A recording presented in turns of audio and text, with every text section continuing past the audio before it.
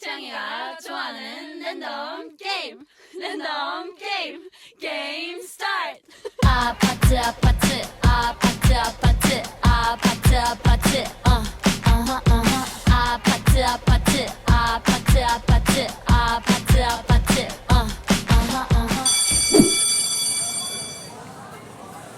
Ano ba yung binabasa mo? Ito, tungkol to sa kulturang popular. Wish kasi naming mamaya. Ano ba yung kulturang popular? Ayon dito, ang kulturang popular ay tumutukoy sa ideya, gawi at produktong kultural na malawak na tinatangkilik at tinatanggap ng malaking bahagi ng lipunan. Tulad ng musika, pelikula, Wala! Ginagawa mo sama! Akala mo lang wala! Pero meron! Meron! Meron!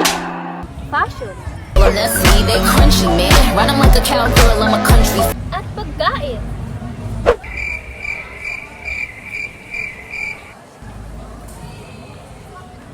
Bakit pa mahalaga yan?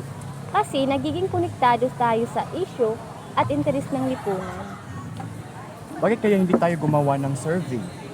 Para malaman natin kung ano ang popular o sikat ngayon o makadagdag pa ito ng kaalaman para sa iyo. Oo, sige. Sige, Mabuti magandang na. ideya yan. So, ang gagawin namin ngayon ay magtatanong kami ng 10 tao upang masagutan ang aming mga katanungan at para malaman kung ano ang mga sikat sa panahon ngayon. Tara, simulan na natin! Arat na! Magandang araw. Maaari ko bang malaman kung ano ang iyong pangalan at saang kolehiyo ka napabilang? My name is Angelmy Montenegro from CBM Department po. Ako nga po pala si Cristoto Ardonacio Jr. Napapabilang ako sa Department of Business and Management. Ako si Chris Joy Kilaton sa CAS. I'm Will Gomez and I'm from the Department of College of Arts. Fred Prater po, sa College of Engineering po.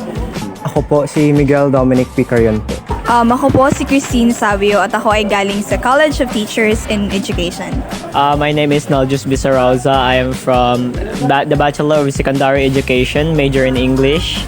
Ako si Kim Adrian Bagnol from CAS Department. I am Darwin Simuli and I am from Bachelor of Elementary Education, 3rd year. Ang gusto ko po is horror. Romance and love story. Action movie. Itong comedy, I like action. Rom-com po. Mga thriller dramas. horror, Mista by Ruben Padilla. Romance. Siyempre, adobo. Like adobo, Hotdog. ang adobo na manok. When it's easy, I eat fruits. Yung taco po. May fried chickens. Itlog. Yung itlog na food. Adobo, manok. Craving always ice cream. Facebook and Messenger. Instagram. Facebook. Mas gamit na to ang Facebook. As an engineering student, it's very prevalent for me to use YouTube. Number 1 talaga is Facebook. Sa magpakatotoo lamang ay TikTok. Messenger dahil sa pag-update. Hala! Messenger, siyempre. Instagram. I like photos and reels that to watch. Narito ang mga natuklasan mula sa aming survey at ang koneksyon nito sa kulturang popular. Una, ang genre ng pelikula.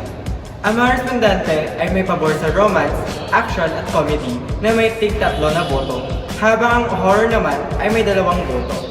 Pinapakita nito na ang interes sa masaya at positibong kwento labang na bahagi ang kulturang popular ngayon.